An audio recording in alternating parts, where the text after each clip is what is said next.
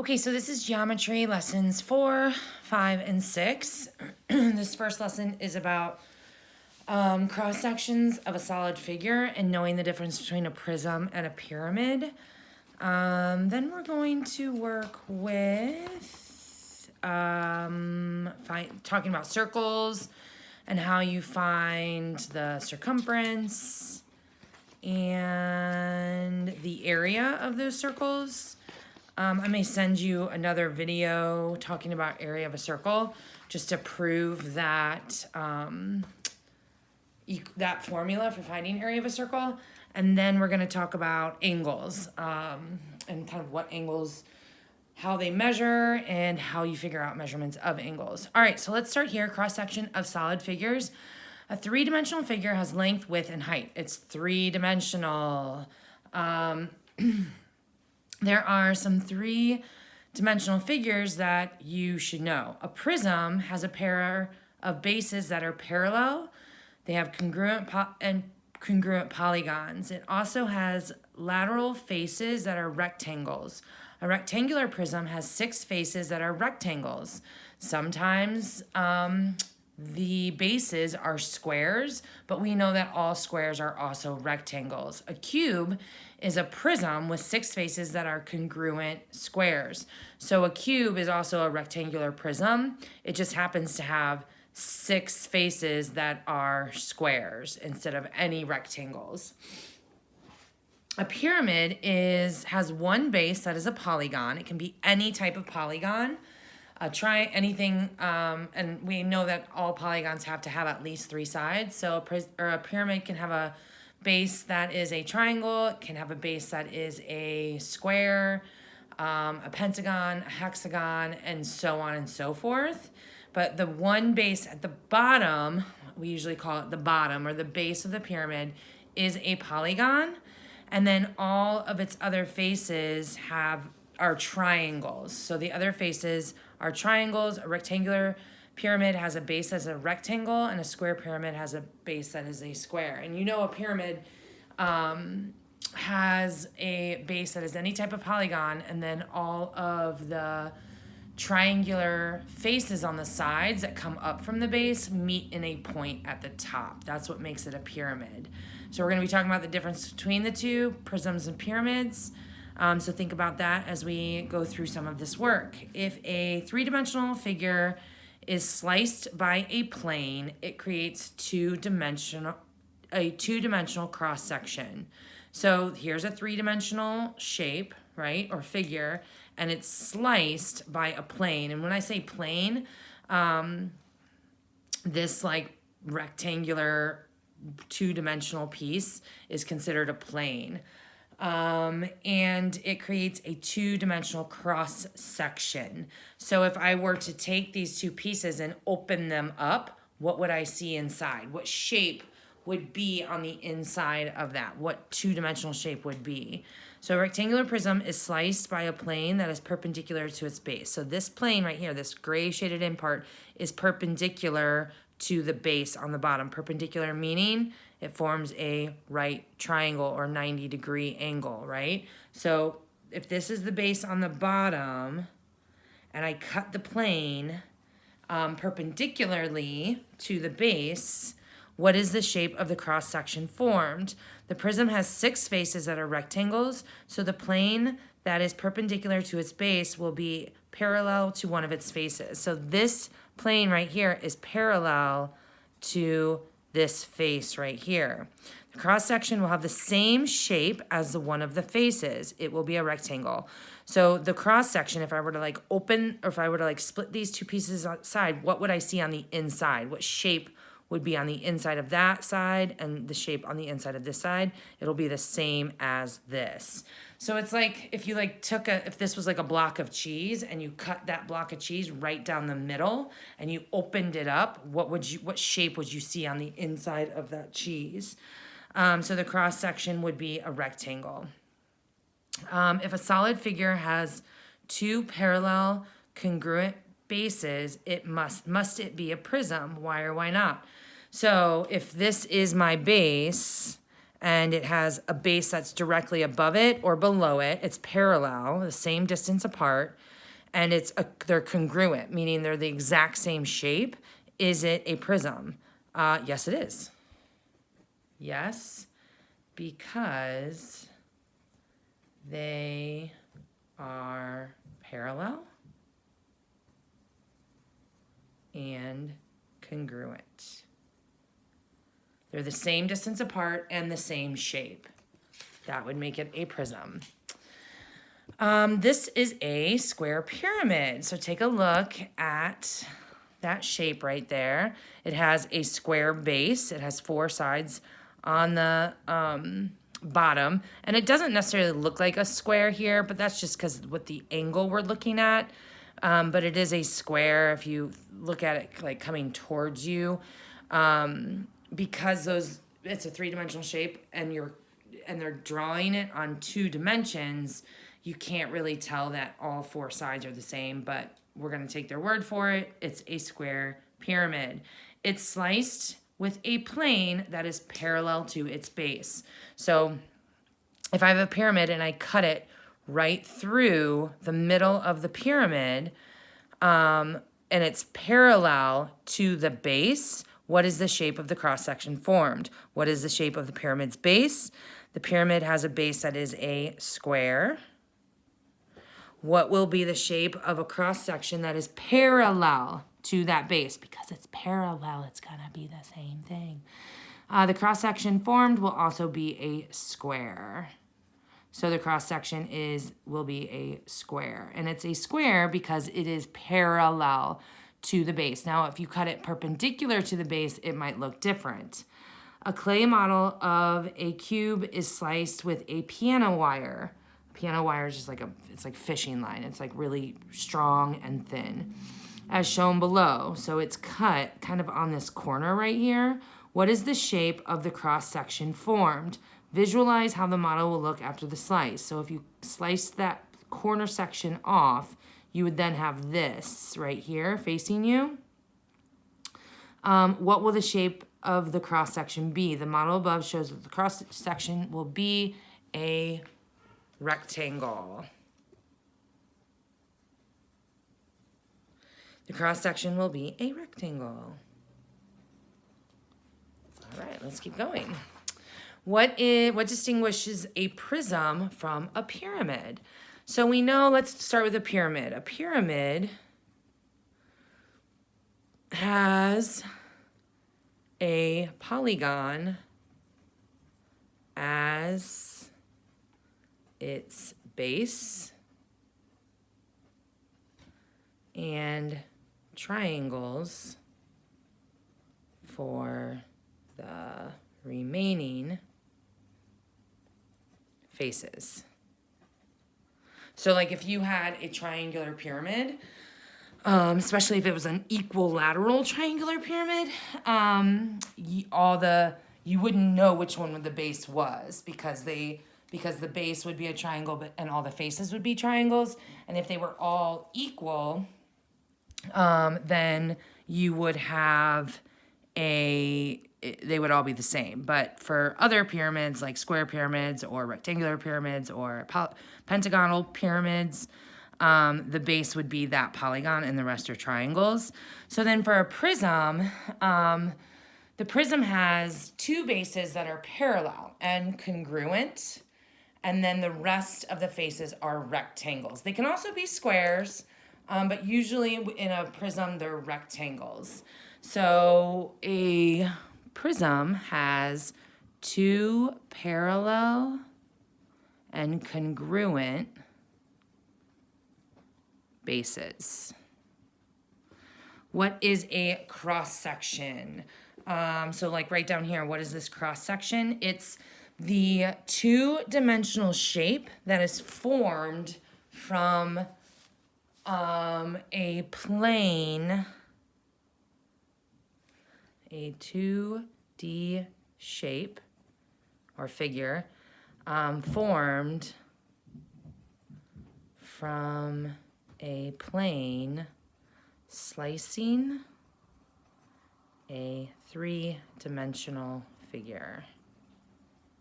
So it's that cross section is like what that shape, or what comes from the shape, what the three-dimensional, what the two-dimensional shape is inside the three-dimensional shape when you slice it with a plane. Name the three-dimensional figure. Given that each figure has a square base, identify the number of and shape of its faces. All right, so I would call this a cube. Or we could call this a square prism is another thing that we could call this.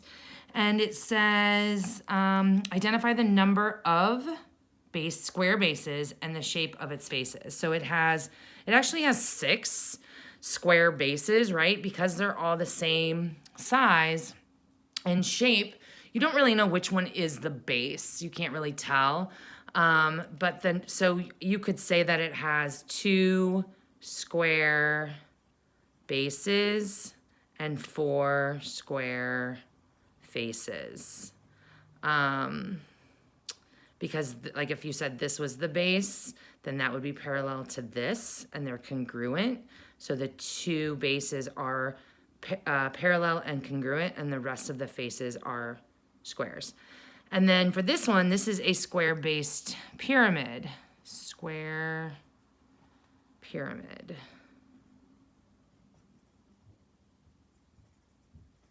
And the base is a square.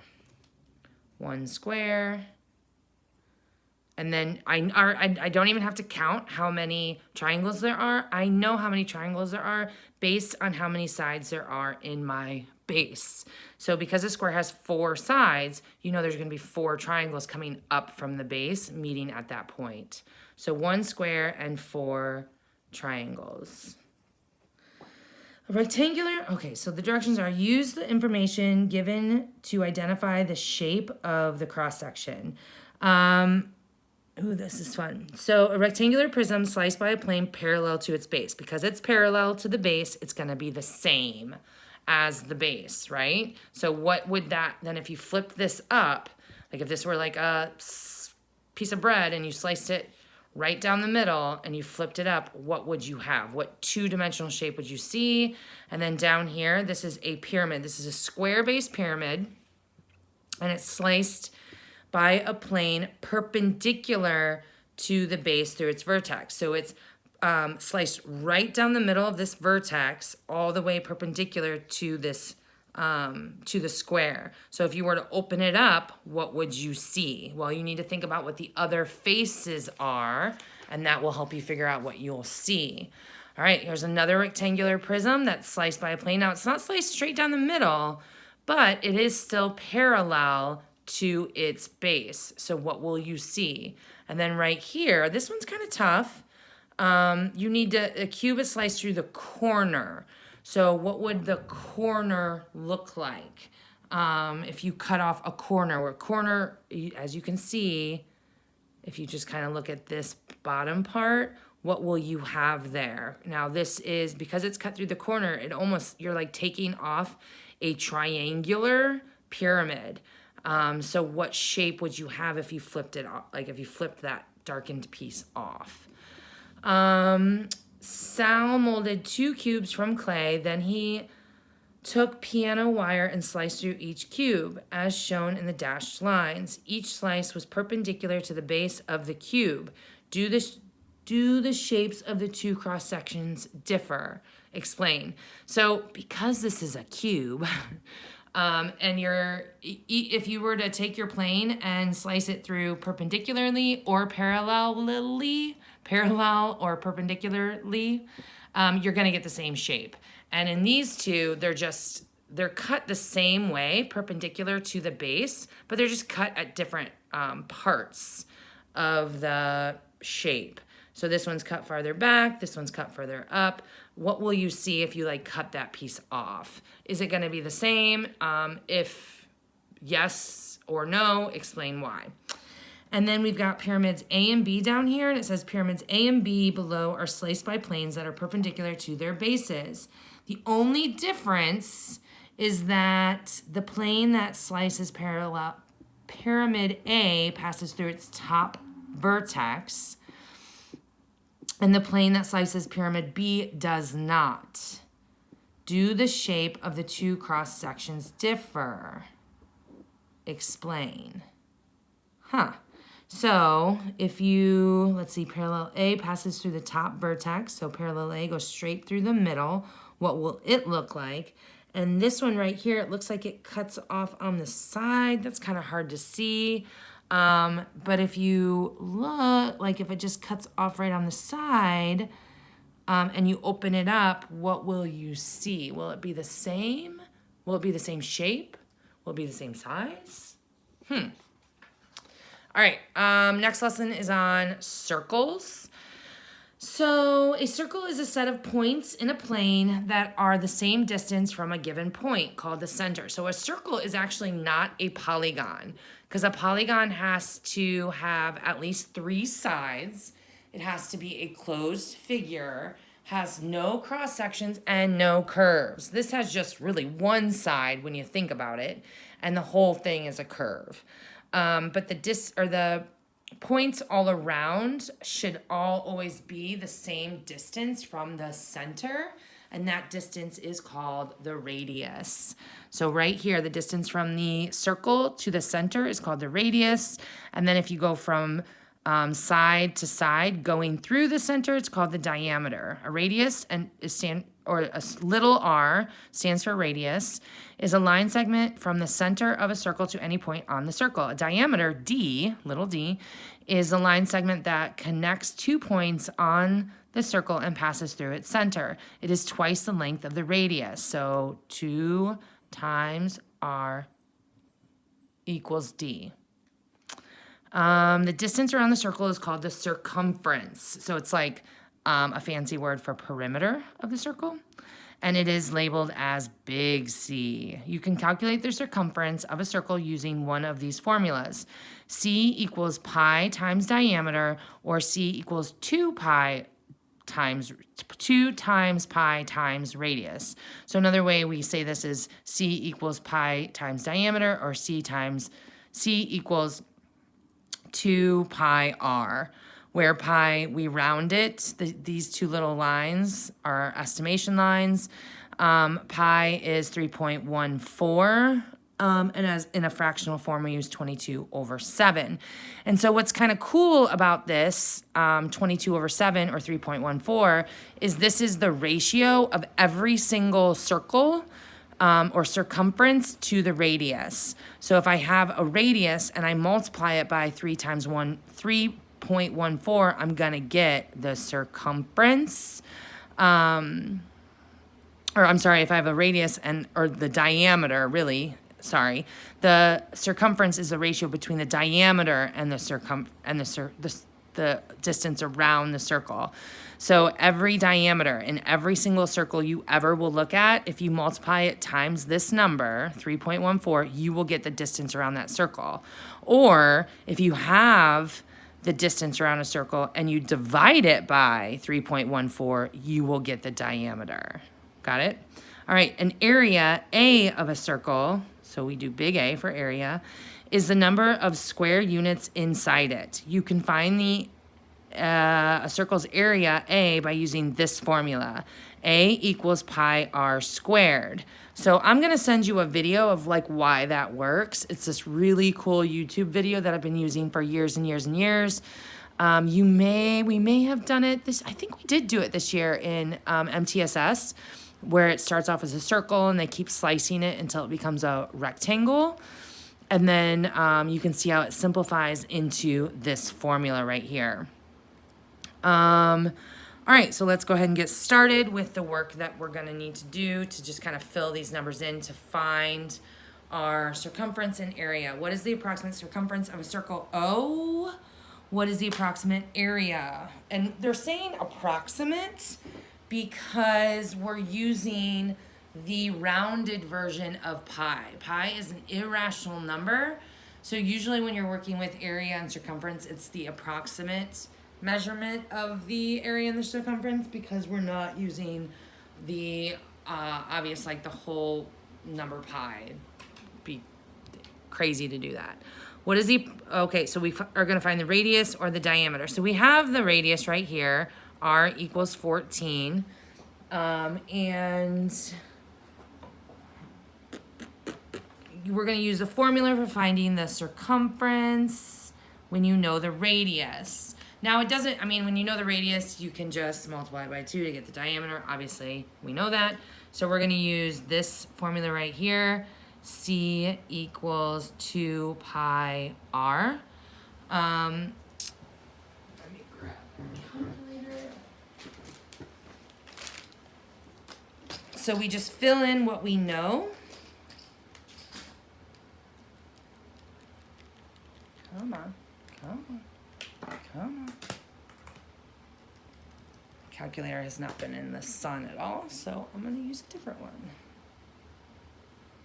Now you are obviously welcome to use a calculator for this one. Where is my calculator? There it is. Okay, so we use C equals 2 pi and radius is 14. Now I'm just going to throw that in parentheses just to keep it separate like that. And then on my calculator, I am going to just type in 2 times 3.14. I'll push this up so you can see what I'm doing. 2 times 3.14 times 14 equals. So there it is right there. So I'm going to write C equals 87 and 92 hundredths. Then I'm going to go back and I'm going to look at what the unit of measurement was, and it's meters. So my answer is in meters. Now I don't need like a 2 up there to show it's squared because it's just the distance around the shape. It's just the circumference. All right, so this circumference is so there's the exact one. And so they asked for the approximate, so we're going to round it to the nearest whole meter. So circumference equals 88 meters, or is estimated to be 88 meters. All right, so what is the approximate area of circle O? Use the formula for finding area when you know radius. So if I didn't know the radius, if I knew just the diameter, I would just divide the diameter by 2 to get the radius to find area. All right, so area equals pi r squared. Area equals pi, and we know our radius is 14, so it's going to be 14 squared. All right, so I'm going to do that 14 squared first. And I'm going to use my squared button. Now, if you don't have a squared button, you can just do 14 times 14. So I'm going to type in 14. Uh-oh.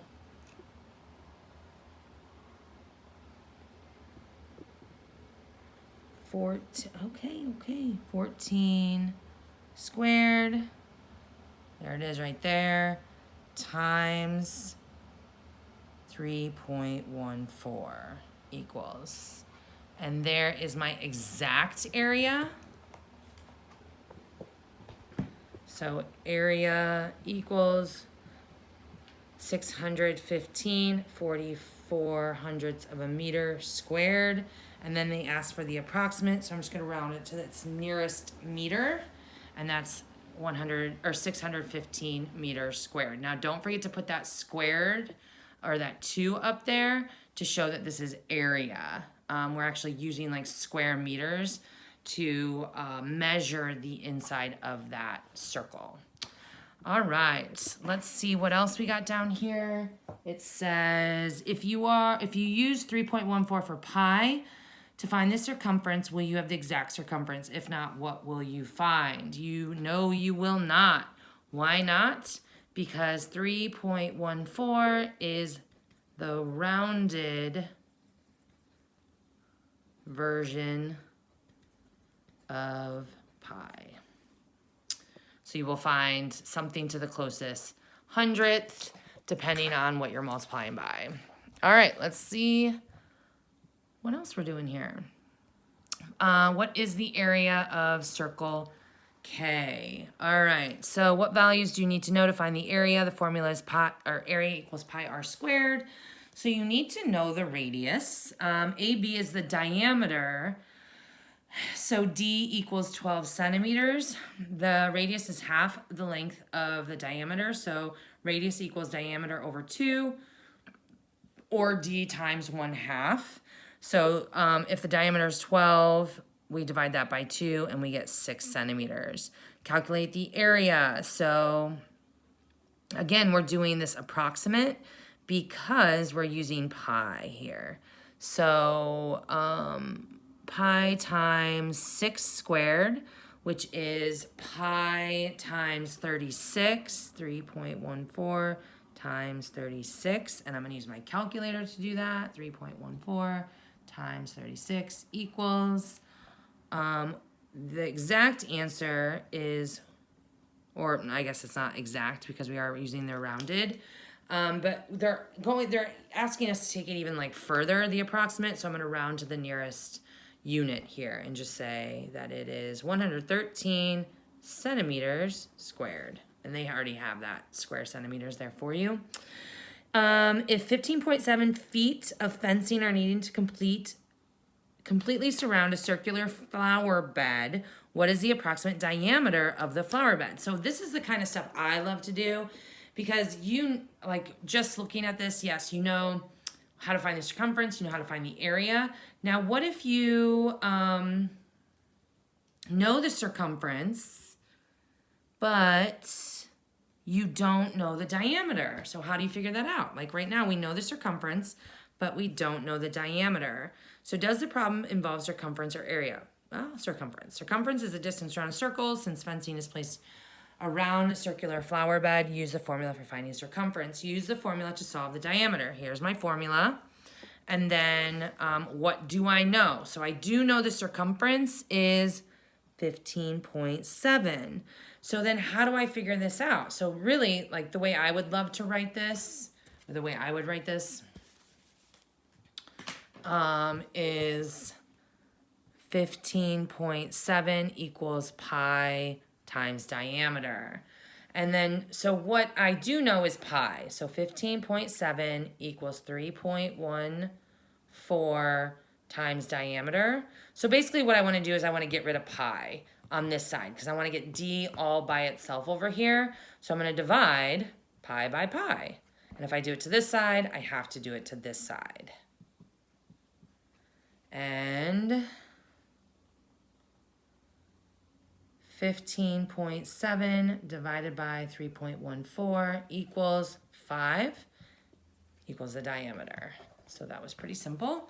The diameter equals 5 feet. No rounding there, and we don't need to round it. All right, so what is the difference between the radius and the diameter?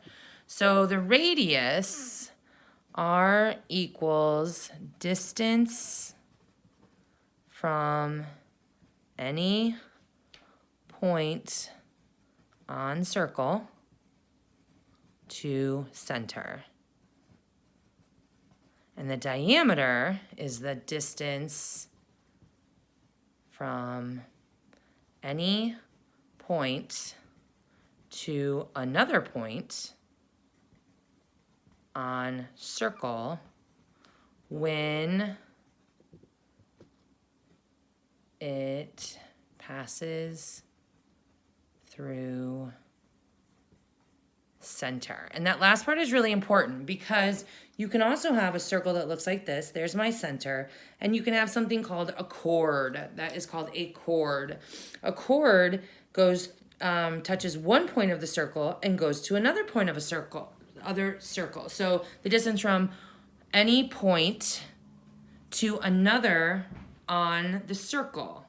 That's the distance from any point to another on the circle. But does this pass through the center? No, it doesn't. So it doesn't make it the diameter. It just makes it a line segment on this that goes through the circle, which we call a chord. And then this next one, what is the circumference of the circle? It's like finding the perimeter or the distance around the circle. And it's only one dimensional, it's one length. All right, answer these questions. If a circle has a radius of 1 foot, what is the diameter? For this one, you gotta figure out how do I find the diameter if I know the radius. And then if the diameter is 1 foot, what is the radius? So if I know the diameter, what is the radius? Now, for this one, it's radius times 2 equals diameter. And for this one, it's diameter divided by 2 equals radius. Or you can say another, like a more, I guess, mathematical way of saying this is 2r equals d. And for this one, it would be d over 2 equals r. Would be like the mathematical way of saying that. All right, and so for these two, you're going to find the circumference using the formula, and for these two, you're finding the area using the formula. And then you've got two more over here. You're finding the area of those two, and it says approximate, so you can round your answer. It also says approximate because we're using the approximate numbers for pi. And then you've got a couple word problems down here. So this is pretty simple when you know those formulas, and if you possibly get like what the circumference is, but you need to find the radius, you just do that algebra work. You know, try and cancel out those numbers on one side to get the variable all by itself. So for example, let's do this one together. If the circumference of a circle is 26 times pi millimeters, what is the radius of the circle? If the circumference of a circle is 26 times pi millimeters, what is the radius of the circle? So circumference equals 2 pi r. It's saying that the circumference is 2 times pi equals 2 times pi times r. Okay, let me see if I can figure that one out.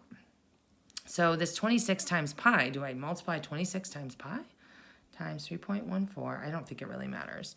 So this is 81.64 equals 3.14 times 2 equals 9.92 times radius, and then you've got to get rid of that 9.42. So I divide it by 9.42, divide this by 9.42. 81.64 divided by 9.42 equals, and my radius equals 8.6 repeated. So that's weird that that pi is there. I would much rather like it if it just looked like this, 26 millimeters. And I wonder if it would be the same. I don't think it would be. All right. So there's an example of kind of how you do that reverse or inverse, where you've got to cancel out those numbers to get that radius or get that variable all by itself.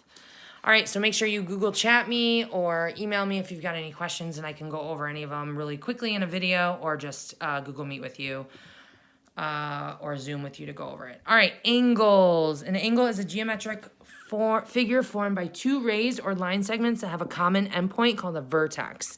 When two lines or line segments intersect, some special kinds of angles are formed. So in this case, like if I have two rays, a ray continues in one direction and has an endpoint, this forms the angle right here, right? This inside part is the angle.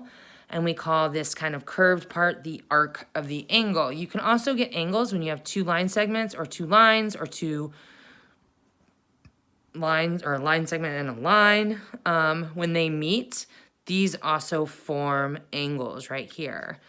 Adjacent angles are two angles that have a common side and a common vertex. Angles 1 and 2 above are adjacent angles. So these two right here, the angle 1 and angle 2, are adjacent because they have a common side. They share this line right here. Vertical angles are two angles opposite of one another when lines intersect. Vertical angles are congruent. So angles 1 and 2 or 1 and 3 are vertical angles. They're opposite and they are the same size. They are congruent. Supplementary angles are two angles whose measure add to 180. Adjacent angles formed by two intersecting lines are supplementary angles because together they form a straight line. So these are adjacent angles, right? 1 and 2 are adjacent angles. We also would call them supplementary angles because they form 180 degrees when added together. Complementary angles are two angles whose measures add up to 90 degrees. So a lot of times you'll see that in like if you have a right triangle and it's split, or any kind of triangle really. If I take this triangle and I cut it, it has to be a right. If you have a right angle and it's split into two pieces, you know that the whole thing together is 90 degrees. So if you know that this is 50 degrees, then you know that this is 40 degrees based on the fact that altogether it's 90. All right, so those are the kinds of things we're going to be doing in this lesson, is kind of just naming what the angles are and figuring out how to find those measures based on these rules. So what is the measure of angle C? Okay, well, we know that the angle or the adjacent angle above it is 120 degrees. It's an adjacent angle of two intersecting lines, so you also know it's supplementary to these two are supplementary. So 120 is supplementary to C. So 120 plus the measure, that's what that M means. This little less than sign is an angle sign. C is what we're looking for. It's the variable, equals 180. So this altogether just means the measure of this. So 120 plus the measure of angle C equals 180. So to figure that out, you just do the opposite. You just get rid of this on this side, get rid of it on this side too, and 180 minus 120 is 60 degrees. So that means that this is 60. All right, two complementary angles are congruent. Compute the measure of each of those angles and show your work. All right, so complementary angles add up to be 90 degrees. So if they're the same, you just take 90 degrees and divide it by 2 to equal 45 degrees, right? Because if they're the same, you just split it right into 2. All right, what is the measure of angle RPQ? So this is RPQ right here. We're trying to find that measurement.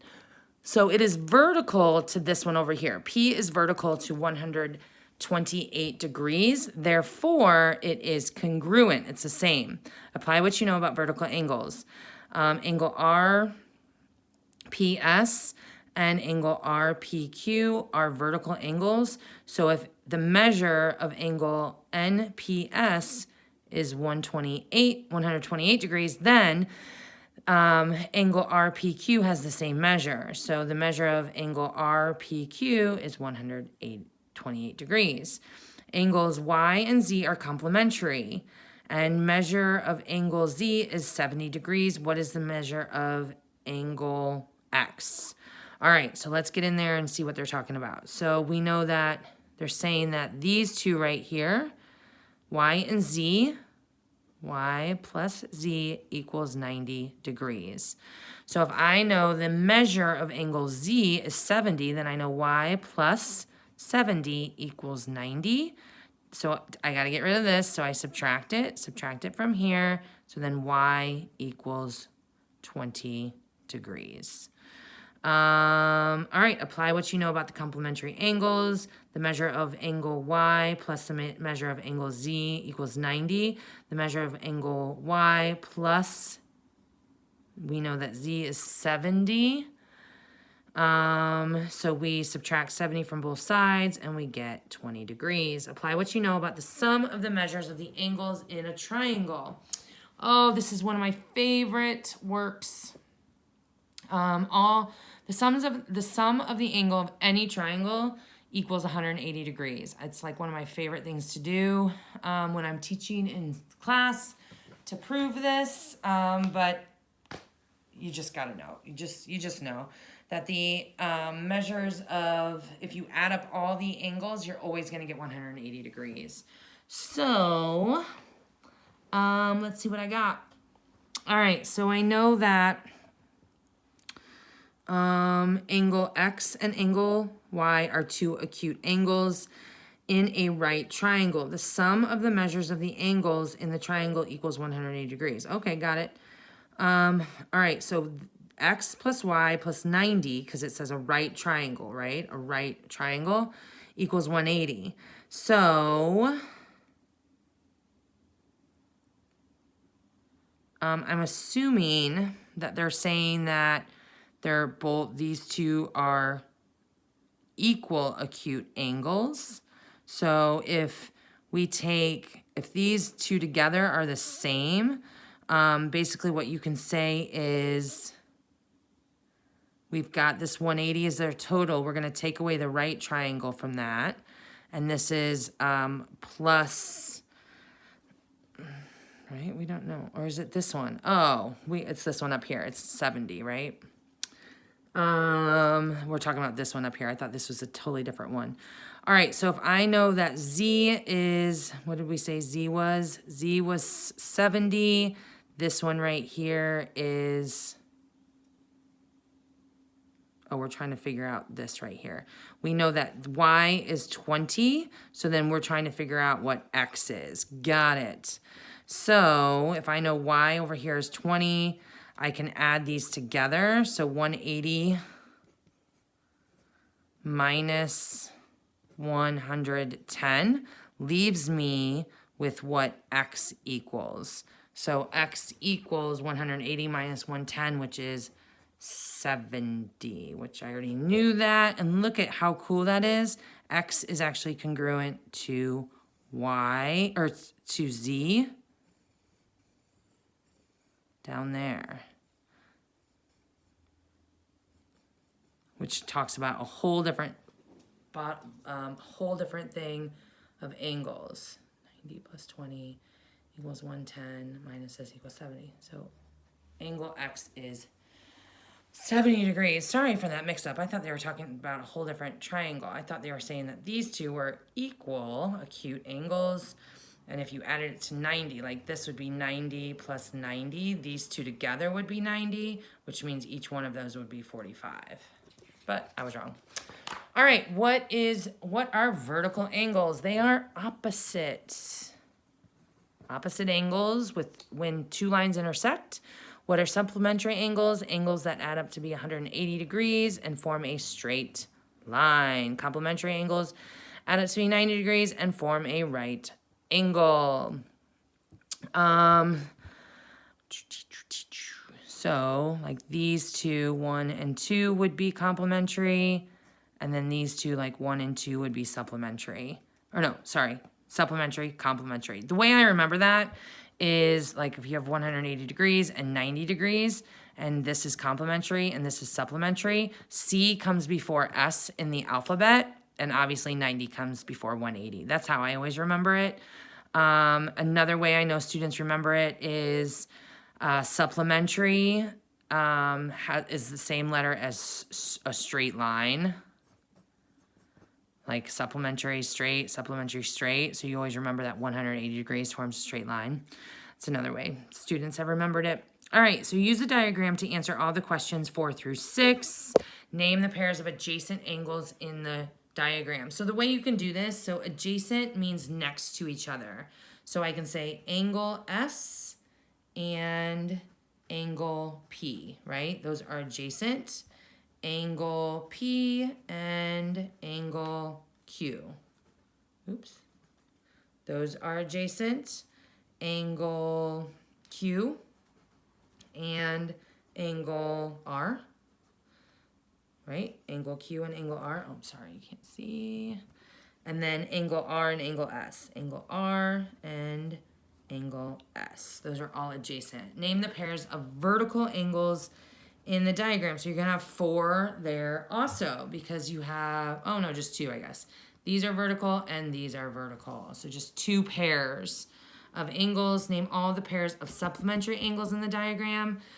Supplementary angles are the same thing as adjacent angles. So the answers to this one will be the same as this because P and Q equal 180, Q and R equal 180, R and S equal 180, and S and P equal 180.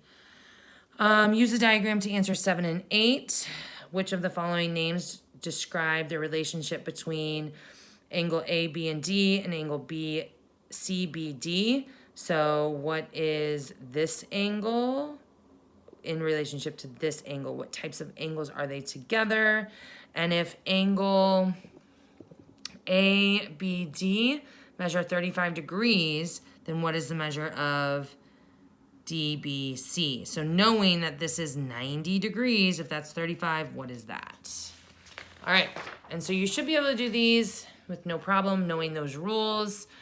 You're finding the measure of X for these, and then you're finding the measure of A and of B, knowing what you know. Now this looks funny, but if you just know this, then you should be able to find A compared to this. And when you have A, you should have no problem finding B, knowing that A plus B plus 90 equal 180, right? The measures of the angles of a triangle equal 180. And then your last one in the diagram on the right, lines M and N and Q and R intersect at point P. So M and N, Q and R intersect at P. The measurement of angle QPS equals 90, got it. And the measure of angle MPR is 130. What is the measure of SPN? Ooh, that's gonna be interesting. So if you know that this whole thing, wait, MPR, this right here is 130, then you can figure out what this right here is, right?